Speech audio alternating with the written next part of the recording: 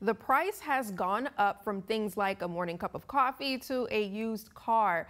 You're going to be paying a couple extra bucks to get what you want nowadays.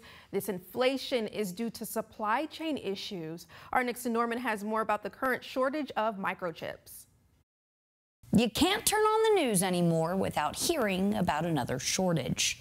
A shortage of workers, avocados, crude oil. But there's one thing in particular that both the tech and automotive industry are missing out on: microchips. And it's causing a wave in both. If you drive by any new car lot, things are better, right? There are more cars on the lot, but it is not 2020. It is not 2019 where there's cars as far as the eye can see. You'll actually notice car dealerships are being very clever and trying to quadruple park cars over 4 places so that the lot looks more full. You may be wondering, okay, well, how did we get here?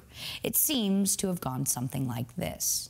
U.S. car manufacturers delayed their chip orders in 2020 because they thought a recession was coming from the pandemic. And then they were actually in the back of the line because of all the remote work that had occurred, meant that all those devices that people were buying to work from home, whether that be laptops or computer monitors or anything like that, those had chips in them. And so car manufacturers were essentially at the back of the line for those orders, which meant that new car orders were really delayed. This posed an issue. If Americans wanted a new car, they'd have to wait. American consumers, we expect when we buy a car, we get to drive it off the lot. That's like our God-given right is buying a new car. But the issue was manufacturers like, we can get you one in 30 to 60 days. And that was, for most of us, offensive.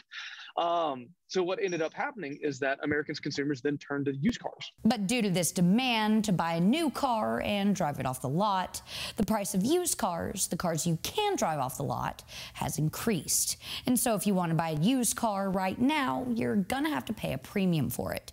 Because why would someone sell a used car at its depreciated price when they could sell it at a high price in this current market due to this shortage of microchips?